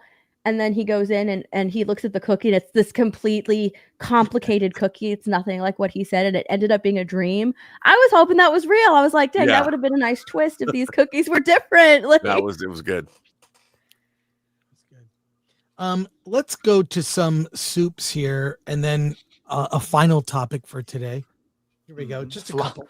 Flying blind on a rocket cycle for 5. The way number 456 is running there, it's like he's fleeing another show. Yeah. Well, Yeah. look, in spite of all the flaw, I actually enjoyed this season, but it didn't feel like I could completely judge. I don't know where it's going. I mean, I have ideas where it's going, but I mean, it's incomplete. So after the Acolyte, you could see why he wanted to go back to the games. Alpha and Omega for 20. Hollywood knows they can't compete with Asia now. I was watching Side Scrollers the other week, and the guest, a former Disney worker, was saying Disney was making offers to buy a bunch of anime studios, and Nintendo, no dice. Dear God. Can they even afford that, though? I know, right? Can they even afford that? Nintendo? Come on. Please no. No way. all right. Let's get into I have other things, but we're short on time today. Best and worst of the year. We've all done it. So give us your best and worst of the year. You can name one movie, one TV show, whatever you think. Just anything that's on top of mind for you. What upset me Something the most? Yeah. Easily. If you watched the Friday live stream, I hated Mufasa and Deadpool and Wolverine. Ironically, same company was my favorite. I absolutely despise Borderlands. Like, I honestly it's rare that I get angry in a movie theater, right? Like, I might be watching a bad movie, whatever, but I was pissed at Borderlands, and not just because I'm a huge fan of the game. That had nothing to do with it. I was just pissed at what I was watching. Borderlands definitely the worst, and that's saying a lot in the year of the Crow. So, Borderlands was the worst, and for me, the best for me was the Penguin. That was the best thing this year or last year. Yeah. Ooh, yeah. It got better with each episode. So The Gentleman The Gentleman and the Penguin were the highlights. The Gentleman, because it was like, oh, this is like a masterclass of what to do right in a television show, how you write every character, no complaints. The Acolyte, probably because it further just confused everyone and mucked up the lore. And the best for me was The Wild Robot. It was something that was a surprise for me. I didn't think I would like it as much as it did, and I think that that's a story that you can watch as a young person and go back and watch it as an adult and take something completely different away from that movie. So The Wild Robot for me. The worst thing, I'm going into The Acolyte, Madam Web, all those movies, knowing that they're going to be horrible. But I had high hopes for Argyle. I thought it was going to be really good, and it delivered something just completely trash and garbage. So it's going to be Argyle for me for the worst. Yeah, it's tough to pick what was the worst. There's so many. I know. Dune Prophecy, how was that? How did you end on Dune Prophecy? Rings of Power was the worst, I think, as far as for me personally. Fair. Well, The Acolyte was up there too. Best shows, I am really enjoying Silo and The Penguin and Dune Part 2. Of course, I also really enjoyed Twisters and The Fall Guy. Those are really fun. I love The Fall Guy. Yeah, I wasn't expecting much, and it was a really fun theater experience. And notice she just didn't answer about Dune Prophecy, so that must tell you how she feels about it. It's meh. It's a mixed bag. It's not really. I'm sorry. Yeah. No, I watched. No one's talking about it. I don't think anyone cares. Yeah. But yeah, no, those other things were worse though. So the worst part about Dune Prophecy, it had so much potential because it looked great. I thought the cast was very, very good. The production value was there. It looked amazing, but it's in the end the story and what it's based on. I mean, yeah. I just they switched creative directions like halfway through development. They started out in one direction, and I was breaking down an interview that Johan Rank who was initially attached to when was Dune Sisterhood. And then, he's saying that they completely changed directions, completely changed the story and the look and everything. So I really feel like the production chaos hampered it. I'm surprised it looks as good as it does with all of those issues that they've had. I'm hoping that I'm hopeful for season 2. There's some promise, but we'll see how it goes. I think because they greenlit it before the finale, that the studio knew that they were having that they contributed to its issues. So I think that they recognized its strengths as well as its weaknesses, and hopefully season 2 will be much better. But we'll see. But usually HBO is good at that. I mean, famously, Game of Thrones had a pilot that never saw the light of day. I think only Peter Dinklage was in it who survived. I would love to see that. That is like, do you know anything about that, Rob? No. And it's the Naomi Watts one. There's the pilot for the Naomi Watts one that got canceled, or the original pilot. The original pilot for Game of Thrones. Yeah. I've never, and normally you'd be able to get that stuff, but not with HBO. Well, I think a lot of it has to do with the actors. They don't want to embarrass the actors who were not hired to continue. They look at that and say, no, redo it. So, but they kept Peter Dinklage. Anyways, that's why I'm saying Dune Prophecy. I'm surprised after the meddling, it didn't get better. So, yeah. Yeah, no matter how you feel about Dinklage, man, he was the right choice for Tyrion. So he was. Oh, yeah. That's what made it so sad when he said all that dumb shit. Yeah, that's true. He ruined everything with that. For everyone. Well, I hear in real know. life he's pretty insufferable. So I know. Being a dwarf doesn't mean that you're not annoying. Yeah, whatever happened to the Toxic Avenger? Apparently it was unreleasable. Now it's going to I'll look forward to that one. I want to pivot and end on a topic that will begin a conversation we'll have going forward because we have extra time. Whatever happened to American cinema? So much of what we see now is made for a global market. And this article, I'll post the link in the for everyone to see this. I've been talking about this for a long time. What happened to the American cinematic universe? Cold War II is a culture war too. Also. So I think the age of great American cinema is kind of, oh man, I should have found a link we could read this. Is he going to mention Yuri Bezmenov and like the social attack or whatever? Well, it's mainly about, and I think having grown up in the 70s and 80s, that was a golden age of American cinema. You had new, young, mavericks like Spielberg and Lucas and Scorsese, Coppola. Carpenter, they defined different areas of American cinema. And I feel like America doesn't have an identity, a cinematic identity, whereas other countries really do. You see a film from I saw an Irish horror film last week. I'll talk about it on Friday. Damned? The Damned, I did see it. Did you love it? It's good. We'll talk about it. It's good. Mixed for me. But I'm saying that, I grew up loving French films, and different types of cinema around the world had an identity. I don't know what the American identity is anymore. What happened to it? Used to be action films when I was growing up. Stallone, Schwarzenegger's pro-American action films, and then superhero, and I don't know what the hell it is now. Can a pro-American movie even get made now?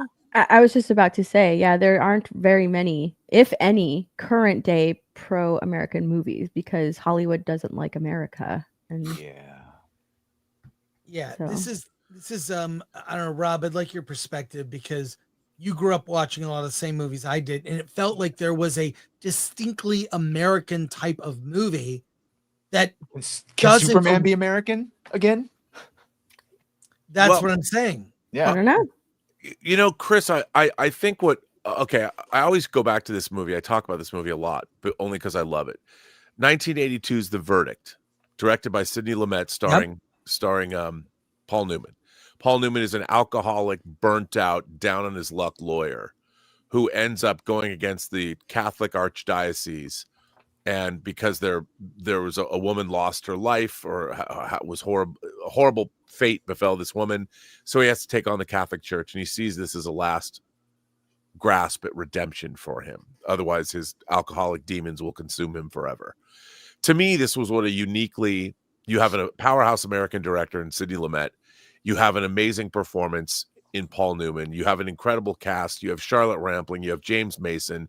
It's just incredible all the way around. Nobody would make that story today. And this was a studio movie. Studios, movie making, and the audience does not exist for a story like that. And this was a movie theater film that had acolytes, and I saw the film when I was 14, and I was blown away by it. There is no audience of 14-year-olds that are going to walk in and see a movie like The Verdict and get something out of it. Yep. I think part of the problem with our culture is we have reverted. Americans, and it's not to rip on Americans in the sense that our culture, we have forces working against our culture on a number of different levels. And we as Americans have been completely infantilized.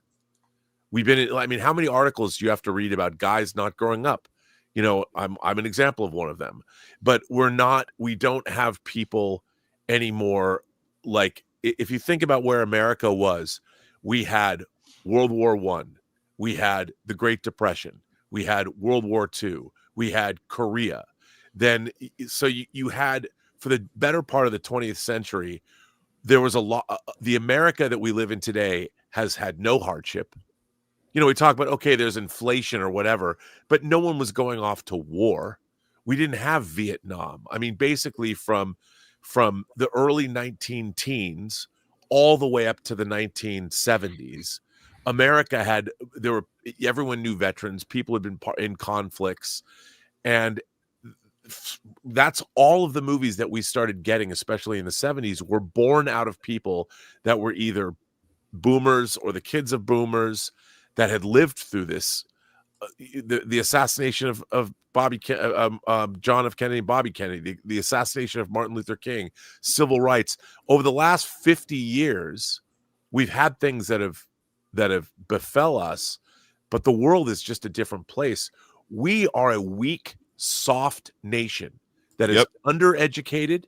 That is there's no level of respect. Everybody wants to do whatever they want. Everybody feels like their voice with the rise of the internet is all equal. We've had no hardship. We don't feel any responsibility to our fellow Americans. And you ask, where did American movies go? What we should be asking is, where did America go? Mm. And there can't be American movies if there's no America. And I would dare say we have watched America been taken apart. Identity politics is just one part of it. You could say what happened economically, starting with Wall Street. The Wall Street boom in the 80s has carried over. Economic policies begun by Ronald Reagan. There's so many different things that have happened, and I'm no political scientist, but look at the movies that Hollywood's put out in the last 20 years. We've now become a global marketplace, which means by definition the studios have to make movies for the lowest common denominator that doesn't even speak English. Robert, you almost quoted Watchmen, where what happened to the American dream? You're looking at it. It came true. You're looking at it. Yeah. No, but I think that's where we're at. And the problem is America doesn't know itself anymore. And what our movies used to be was our films examined what it meant to be American. Whether you're watching Terrence Malick's Badland or Days of Heaven. I mean, think of Badlands. I mean, think about it, Chris. Terrence Malick comes out of the gate, he makes Badlands, and then he follows it up with Days of Heaven. If those movies came out today, nobody would care.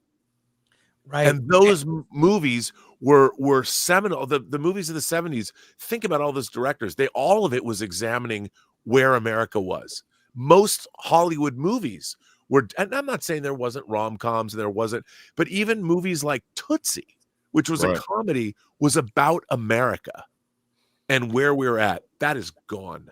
Yeah, and it's those movies questioned, but they weren't anti-American per se. No, they were delving into and they were exposing things and asking questions of the audience, and they expected the audience to rise up to their level. Yeah. We could get into this story, but I don't know if we have time right now. Does everyone? Let's get into this. Yeah, my take is this. I mean, kind of piggybacking off what Rob said. I mean, we are living in a time too where, whether we like it or not, man, the consumption of media is just different now. You know, people consume media very different. And honestly, especially if you're talking about young people, man, they're watching YouTube. They're watching us. They're not watching movies. No. You know, they're watching Twitch. They're playing video games. They're doing almost everything but watch an actual movie, because watching an actual movie means that you have to concentrate and focus on one thing for more than 5 minutes, right? So that's kind of where things are as far as making movies for the global market, man. Well, yeah, because here's the thing. If the American people aren't going to the movies, right, if they are consumed by all these other things, then you, as a business, you have to look outward. No matter what your business is, you got to look beyond what your normal customer base is. If those customers aren't coming to support you, right? So it's kind of a weird bag, man, because it's like, yeah, you know, we could sit here and kind of preach about where things have gone, but it's just that at the end of the day, it's a consumer thing. Like people just are consuming other things now, and movies aren't one of them. Like it was when we were younger. When we were younger, movies meant everything. Are you kidding me? I'm a kid from the hood. I grew up in the hood, right? But I was still watching movies like, you know, Fellini, right? I was watching 8.5, and I was watching La Dolce Vita and things like that in the hood. So I mean, because it was a movie and because it was on, and also because we only had like 1 or 2 TVs in the house. So whatever my grandfather was watching is what we watched, you know. So, but I grew up on movies like that, and I appreciated movies like that. But we're relics, man. We're relics from another age, from another time. The kids now don't give a shit about movies. They just don't. That's why it's so hard to target that demographic. They really can't get a handle on it. All their stuff that's targeted towards them is trash. Like they don't know what they want because they're not interested in movies. So they really can't gauge like what those kids want. They're interested in, watching normal regular people, and that's what I see so much on TikTok and Instagram, where Gen Z is really talking about how they want authenticity in the people that they watch, which is why they lean more towards watching streamers. That's why they lean more towards watching people on YouTube. That's why they lean more towards watching content and story times on TikTok, because they're just regular people living everyday lives. They don't really care about Hollywood. They don't really care about movies because they know that that's all fake and they want authenticity. So that's why it's really hard for like Hollywood to really cater to that demographic, because They they don't know want to how to. refuse everything they've done wrong, or I'll they don't want to give you- admit everything they've done wrong. I'll give you my conversation with my daughter yesterday. I'm going to a film festival. You want to come with me? Her words: "I don't care about movies anymore." But but I think here's something. The thing is, when we would watch movies, it was introspective. When you would watch a film, you were wondering, following the plight of those characters. You're always thinking about, like, how would I act in this situation? What would it mean to me if I was, and it didn't matter whether it was a female protagonist or a male protagonist. If you were watching a movie that you were swept up in, you were constantly, it was an introspective relationship the viewer has with the film. Nowadays, everything is so superficial. Nobody is introspective. Everyone is looking out. Everybody wants to be part of this or part of that, and no one's looking inward anymore. And that's why all of our entertainment is all flashy, and it's all it doesn't have, it's not, you're not looking inward anymore. Everyone's looking outward. And the problem with that is that means, by definition, you want to be included in the club. It's like FOMO of life itself. But nobody's asking themselves the tough questions. And the great movies, especially the masters that came up in the new wave, the Easy Riders, Raging Bulls filmmaking generation of the 70s, they were asking the tough questions. They were examining. Everything was an examination of who and what we are, whether it was Easy Rider or whether it was Apocalypse Now or Network or The Godfather, Dog Day Afternoon. Take your pick. I mean, any of the films that were being made by these guys and girls in the 70s, it was asking the audience to step up and look at this examination of where we're at and what do you think about it. No one's asking those questions anymore. Well, I miss, and Rob, just having gone to Comic-Con and hanging with you there since the 90s, oddly, there was always you'd see a piece of media, TV, film, whatever, and discuss it. And we're doing this now, but I don't think people discuss. There's too much to consume. Yeah. And it doesn't resonate the way it used to. So I want to really spend time on the I don't feel story. like it resonates, just because the characters that they're giving us, because they're focusing on, diversity, identity, politics, all of the characters, the diverse characters that they give us have no flaws. They're not allowed to have any flaws. They're only allowed to preach. And I think that if looking back at all of the movies that we've watched that are incredible and great, a lot of those characters have flaws, which is why, as people, you're able to look at them and identify some part of yourself with them, because they have flaws. They are human too, right? Even superheroes, a lot of time, like even the superhero movies, like they have flaws, but now these characters that they're giving us, they have no flaws. They're like perfect, and there's no way to identify and learn anything from something that's perfect. They can only get more perfect. The one thing that I've learned from doing comedy live, making shit up on stage, is it's not the jokes you tell, but in every scene I do, my first goal is to connect with the audience, to create a character that the audience can identify with. And that usually means they're imperfect and they're flawed people. And you just don't get that. To me, that's great storytelling, is when you can put yourself in the shoes of the protagonist and say, as Rob says, what would I do in this situation? And again, that's simple storytelling. And that just says that we recognize that we're all flawed people. We all have goals and dreams that we want to accomplish. And by telling stories, we can relate to them because we've been there, no matter the gender, the race, or whatever of that character. We identify with that experience. A couple things I want to point out that this article brings up in a veiled way is maybe people don't know this already. Other governments have their own film boards. Now, America is very driven by entrepreneurship and population of self-starters, or it used to be, right? And indie film and film in particular is very much motivated by a producer who goes to raise the money to get the project together. Let's do this, Alan. Let's do that. Put me at the bottom. I'm fine with that. And other countries, as you know, the Canadian Film Board, the Irish Film Board, the French Film Board. If you want money to make a movie, you have to appeal to that government, because part of what these smaller countries realize is they're exporting their culture through cinema. Oh, but do we want government involved with our filmmaking? Government doesn't do that in the U.S. in the open. They don't do it in the U.S. in the open, and so that's part of my what the article gets into is we've lost this American identity. The one we don't have to agree on everything, but you can point to we agree on these values. The American cinematic universe.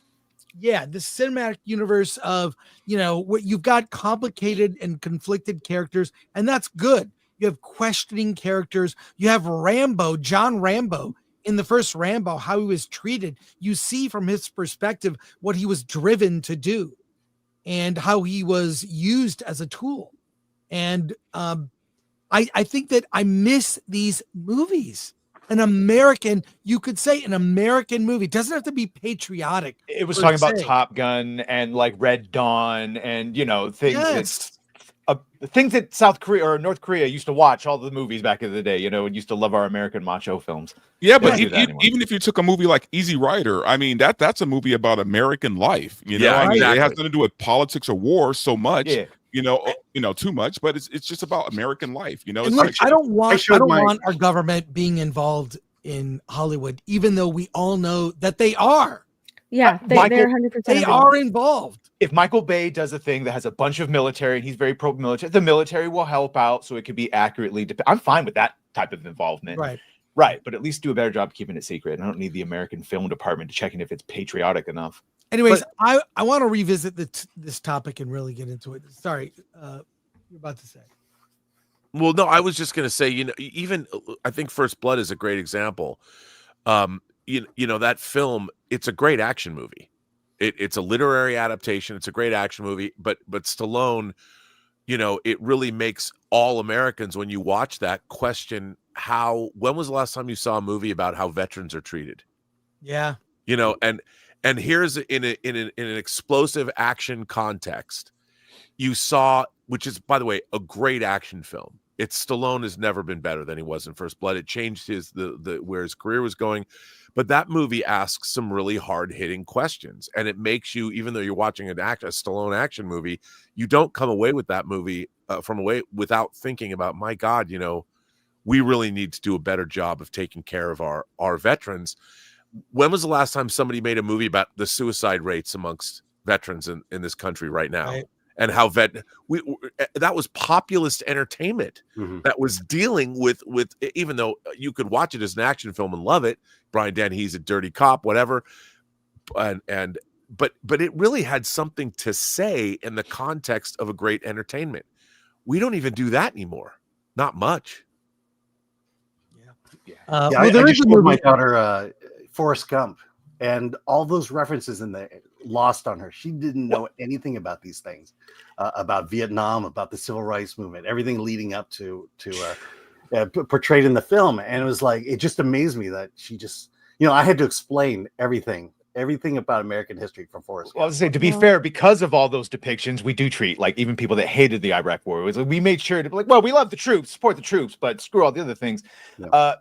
The last movie I think was like Stop Loss, where we saw that people could be leaving the military and they get called, like that type of thing. But we have made a fair bit of progress in treating the troops better, at least these days. Well, there is a Hopefully. movie coming out, I believe, in February, Alan, that we Which saw at Newport Beach. Remember? Which one are you talking about? Oh, the Legion M movie. That one. Yeah, I forgot the name of that it. deals with PTSD and veterans. So, yeah, Was it good? Was it good? It is very good. it is very good, but it's very small indie Stars Michael Burnham. and not yeah, very I thought I said mainstream. that. but- Yeah, Well, yeah, Legion M. I mean, that's a pretty small studio. So Let's wrap it up here. Get to soups, and here we go. Sorry, just real quick. I'm not saying the government treats them better. I meant us, the general public, aren't spitting on the troops and calling them baby killers the way Rambo was talking about. We treat them highly better. Yeah, the VA is still trash. Yeah. Alejandro Montoya Marin for $9.99. Cheers, everyone. Can't wait for award this. Can't wait to Hey. see you there. We will see you there, Alejandro. Can't wait. Matthian for 20 Norwegian krona was disappointed at Terrifier 3. They reset Sienna. Although follow the actress who plays Sienna on Instagram. She has very entertaining Instagram. Daniel S for 199. Go see Megalopolis. Coppola is back. Wake up, US. stop it. Stop it. I appreciate what he tried to do. You lie, sir. Disavow. Booker's Taste Salty for 5. I could listen to R&B talk for hours, and often do. He is I was a gonna say. wellspring of wisdom and knowledge. We need an army of R&Bs to take back Hollywood. Well, that's I kind. watch- I don't know about that, but that's very I nice of watch you. Rob's late night streams. They're very fun. I love it, Rob. You're Can I say Fine. I listened to the first act of True Noir and I love the series, at least what I've heard so far.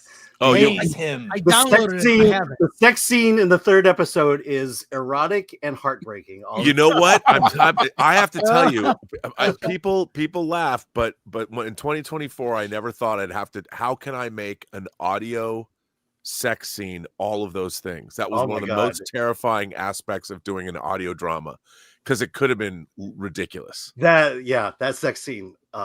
I still think about it. It's, You had me at second. That's the best praise I've got all year. Should go on the book the way it jacket. Al- ends. I mean, I'm like Alan Ng, heartbroken. I still think about it. Box Office Brawler member for 4 months. Each Tuesday, my 20-year-old friends and I watch old films. Great. That's an education Nice. right there. Dark Hero fan member for 11 months. In the future, we need a film about TDS. Yeah, I said documentaries will be made about the fun little 8-year period that just happened and longer. No, For I, sure. I want the wonder best if man to make a movie. those documentaries will be honest. I wonder if they will be honest, because I saw it happen to friends of mine. I Mhm. mean, I'll tell you behind the scenes, Rob, people that are mutuals of ours that went off the rails in their hatred towards others, where it just took me aback. Like I Yeah. cannot. This is beyond the pale. It was bad, and it's sad. Like how divided the country became, and we're not healed. No, it still is. So yeah, That, and mass formation hypnosis is a hell of a drug. Shout out to our Lord Thoth. Yes, Lord Thoth. thank you, Lord Thoth, and thank you to Atomic Lori, Glenn Nuccio, our producer. Alan and I will be back on Wednesday. We're kicking off Critics Court. I have ordered my Q judge's costume. It's on order from Amazon. We are coming up with charges in our trial about the murder of the Star Trek franchise. The trial will kick off when Section 31 comes out. We are coming up with what the charges are. So we're going to make a document that will be vetted by a real attorney, by the way, like the last trial was. And I hope that some people will come back to be a part of the trial. It won't be as long as the Star Wars one, but we need to know what the specific charges are and if we, in fact, have a case. I believe we have a case. So we're going Solid to tie case, them. And, Alan, and you I will you see have- Section 31 by Wednesday. Can you talk about it? I can't talk about it, but I will watch it. We'll get an early reaction from Alan about Section 31. Not a review. Not a Alan review. will not do a review. Can't but not it do will a be an review. early reaction. Okay, one last super that came in. Jason Webster for 5. Nosferatu has recouped its production budget and it's on its way towards profitability. It is already the highest grossing film of Egger's career. Good for him. Congratulations. I I still need to enjoyed see it. it. I saw Aurora it. uplinks for 5 film, a noir film. People who get a new treatment, nanomachines altering genomes, start to show strange behavior, leading to attempts to control the. Someone got to Aurora Uplink. I It's don't like know. ending of Squid Game season 2. It's cliffhanger. Part 2 No. coming 10 months from now. All right, everybody, if you would shout out like your projects, what do you got coming up? Hey, I'm Nerd Cookies. You can find me here on YouTube, where I cover sci-fi and fantasy news and lore. I have more Dune content coming down the pipeline. Just released video today talking about fan service, how it was done good and bad in Dune Prophecy and other things too. So, and yeah, you can follow me on Twitter at Nerd Cookies too. I'll post notifications if I stream on there. So if you want to follow me on there as well as my second channel, Nerd Cookies Rants, where I rant and laugh about the craziness in pop culture. Thanks again for having me on. It was a lot of fun. Cool. What's happening, guys? Dante from Verbal Riot. Yeah, I'll probably just be dropping a few videos this week. You can find me also on Wednesdays with George the Giant Slayer at 12:30 PST, and you can catch me on Yellow Flash Saturday nights at 7:30 PST. Stephanie, my nerdy home. I'm about to take a huge dive into the Blake Lively, Justin Baldoni situation. I have Wow. to edit that video, but that is coming very soon. Badgercast coming up right now. If you want, I was going to say Aurora uplinks for 5. This is the second part. Technology and research. What is happening? Only one problem. Everyone changes who gets involved, and a new world is close to being born. A starker world or darker. I've heard it both ways. I love your profile Badgercast, 30 picture. minutes. Awesome. Link. Badgercast. We'll put the link. Happy birthday. I'm dropping episode 4 of our sexually charged audio drama True Noir, The Assassination of Anton Cermak, that stars Michael Rosenbaum. And the sex scene in question was with Katie Sackhoff. So if you like Battlestar Galactica and Katie Sackhoff, you'll like episode 3 of True Noir. But I'm really proud of it. It's based on Road to Perdition writer Max Allan Collins's 19-series novel about Detective Nathan Heller. And Michael Rosenbaum is fantastic in it. And links to everyone's channel is in the description of this episode. We will be back. And I don't know, Alan, what do you have coming? What are you doing? Yeah, I'm at the Palm Springs International Film Festival tomorrow. So if you're in Palm Springs, I'll be there the whole day. You're driving out there again? It's only like an hour and a half, like driving to San Diego. It's like, All right. Thank you, everyone. Thanks to all my panelists. I love talking to you every week. It's awesome. And see you guys. Thanks to everyone in the chat. See you Wednesday. Take care, Alan. let's get out of here.